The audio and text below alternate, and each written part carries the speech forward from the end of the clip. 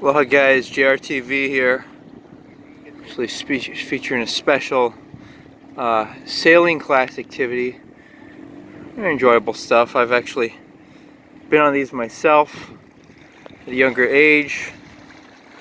A nice experience. Camaraderie is sailing out into the distance here. You know, with the boat angling at a high point, wind coming in strong, good energy stuff. You know, even dolphins jumping along about a half a mile out that way. And just want to do a further examination of the efforts being coordinated by Miss Tila Tequila, aka Scene the Tornado. She espouses a very grand and a supernatural view of herself and perhaps humanity, if not humanity, those who are enlightened and understand unity consciousness. And she varies from numerous points, but in listing some of the activities that are repeated patterns for the sake of examining them, I see that, you know, obviously she'll reference all these biblical anecdotes or metaphors and stories with the intention of either captivating a larger audience of perhaps people who are believing of the Christian quote-unquote narrative, and she's trying to somehow, on their terms, communicate with them using their language. And so my sense is that she's trying to improve the world, although she does make mention of distancing her trajectory away from quote-unquote love. And I can understand the concern in the sense of feeling obligated to people that you don't feel enough commonality with. So she'll say things like, I wouldn't want to attend the husbands or whatever dinner get together with for Thanksgiving and talk about how my life is doing. But maybe she might like another venue or activity if there were people that she found herself to trust. And you know, it's all about not lowering your guard unless you are in a position to, unless you're in a safe, secure place. That's why I created the music entertainment group and the future nightclub.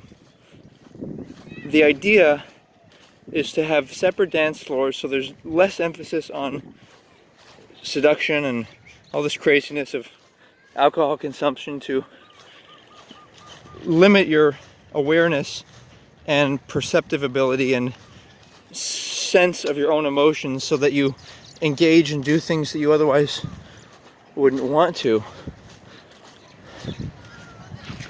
So in a nightclub setting, you know, you have an ongoing sexual tension and a sort of, people get into this submission and dominance, like that guy or that lady might be more attractive, and all this craziness stuff that, you know, you just wouldn't be thinking about if you had a more wholesome nightclub environment with the emphasis on dancing, fun and play and the music. And for example, in Bollywood scene movies and music videos, there's always a kind of a dance-off between the men and women, and I would like to see that live itself out, that type of an energy of like, yeah, we're the woman, and yeah, we're the men, and in that sense creating a more of a playfulness of the sisterhood of, you know, think of before puberty, there's a sort of energy where, you know, the brotherhoods and sisterhoods of men collectively get together. And, you know, in India, for example, there's this gender separation, and the men may even hold hands and whatnot, and it's not a gesture of homosexuality, not that that's in any way bad, being homosexual, but rather it's a connection of fellow men, and consequently for women, fellow women. And that, I feel, is in the direction of love, because love is, the idea of love is that it's unconditional. And what that means is you can only be loving truly if you're wealthy enough and positioned enough. If you're not emotionally or financially dependent upon others, then you can truly, authentically, and voluntarily say, hey, you know what, by the way, there's the new Ward Village coming up. Majestic buildings. I like to feature them in my work. It's Ala Moana. It's Diamond Head here. And of course Waikiki and the yacht club over there where the sailboats were going. And so the issue of concern, or perhaps mystery and curiosity, is, you know, within her streams she purports this idea of self-control, but then simultaneously suggests that, oh, you know, I don't want to commit to love, I'm okay with short-term non-committal engagements. And to me that's an exhibit. The ego makes it think like it's an exhibition of control. It's actually a lack of self-control. It's a lack of respect for your dreams, and it's basically giving your energy to somebody who is what I call the non-dream mate, or the non-DM. So if somebody is not your dream mate, if they're not somebody that you'd unequivocally want to be with during your whole lifetime, you know, you would want to grow old with them, you'd want to push them around in a wheelchair because you're just so on the same page, that person right, that person is, that's your dream mate. And so anyone who's not that is your non-dream mate. And as implied in my other recent episode,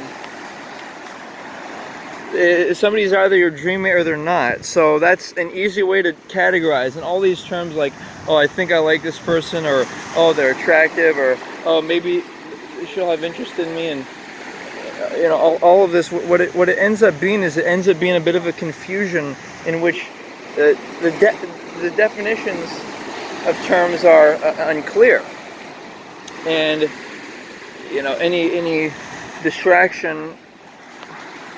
Well, by the way, you can see the ship in the distance. That's our shipping back and forth to the docks in Hawaii, which are down in that direction. You can see some of the cranes right next to those buildings in the middle there. That's where everything gets unloaded,